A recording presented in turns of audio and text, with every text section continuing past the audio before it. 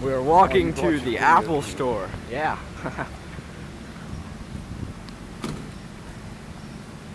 Long freaking line.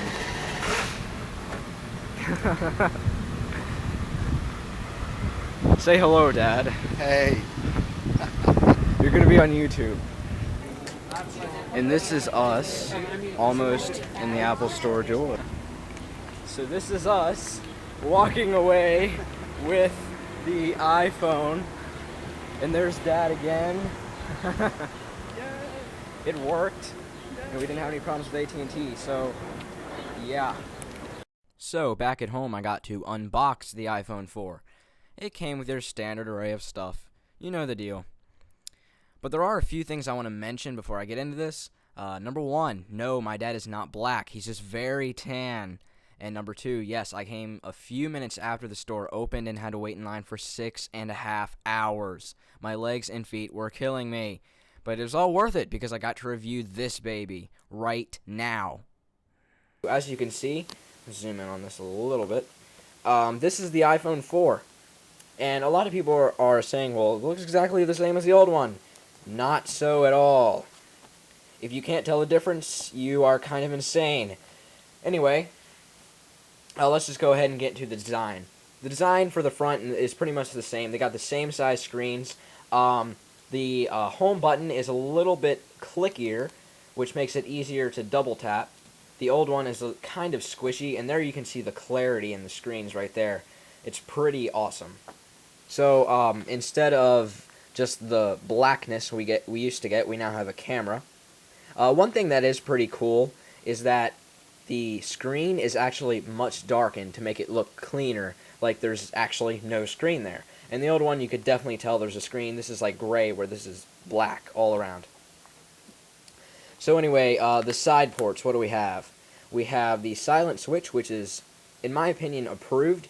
You have to use your fingernail, which is annoying now. But it doesn't flip in your pocket like the old one did. I hated that so much. That's like probably the worst quality of the iPhone 3G. The new volume, we no longer have the rockers, which I liked the rocker, I really did. So I don't like the new ones, the new volume buttons. They're kind of rigid and hard to use, but I'll kind of get over it. On the top we have our standard array, same thing, new microphone. There's bands for the antenna. The back is of course improved. It's flat now, so you can. Some people are wondering why exactly it was flat. It's completely flat, so you can just stand it up like this for like FaceTime chats and such. You can also lie it flat down, and that way it doesn't wobble around when you're touching the home button and doing stuff. So yeah, there's the back. It's got an LED flash now. The side now has the micro SIM. The internals, some people were wondering. As of yet, I'm aware that the iPhone 4 actually has the Apple A4 chip. It's the same speed as the iPad's chip, except it's underclocked to save battery and to conserve the heat, so it's not hot. Alright, so the next part of this review is the supposed features Apple is touting. So this is a picture that I pulled up. Let me tell you that the brightness on both phones is set to near medium, so it's not great, but you know, you normally have it around medium. So this is the same picture taken with the same camera. So yeah, if you can't tell the difference, you're kind of blind. I'll just put it up a little closer here.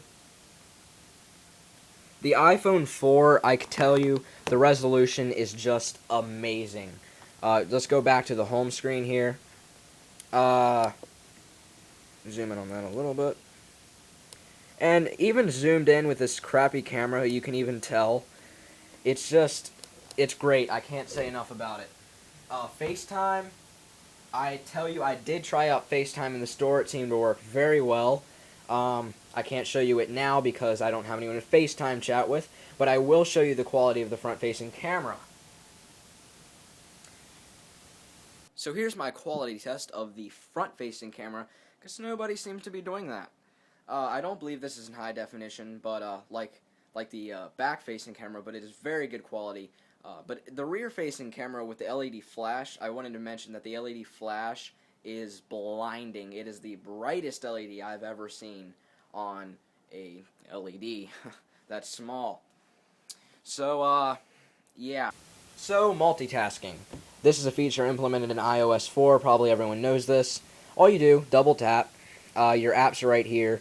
So, these are all the apps I have open. I find it very nice to just be like, okay, I want to look at a photo. I want to go to Twitter. I want to look at my messages. I want to go to Safari. You know, it's very, very easy to do that. It's very fast. The HD video recording. I took a video recording, so I'll show that now.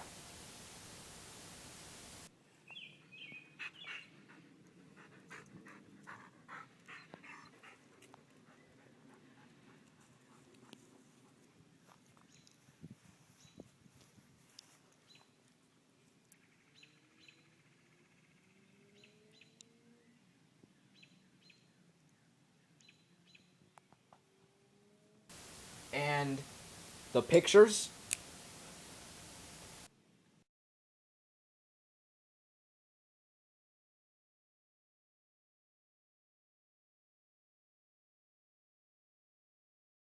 But how does it feel in the hand? How does it work for you?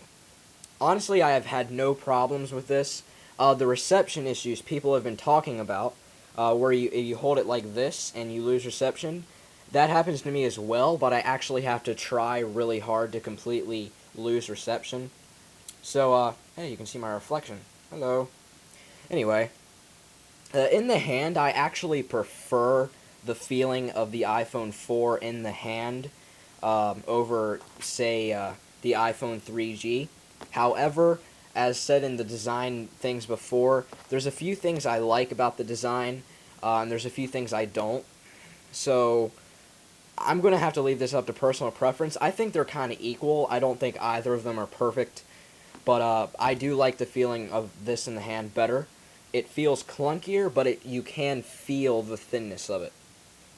By clunkier, I mean it's kind of rigid. It's not going to break. When you squeeze the 3G, you hear some creaking noises because it's plastic, and this one's just like, grrr. Anyway, that's pretty much the iPhone. It's great. It's absolutely great. I cannot say enough about it. I do recommend it. I have no discoloration on the screen, if you guys are wondering. So, yeah, I think I've pretty much covered anything in this review. So, I'll probably add in something later if I miss something. But, for now, I'm done.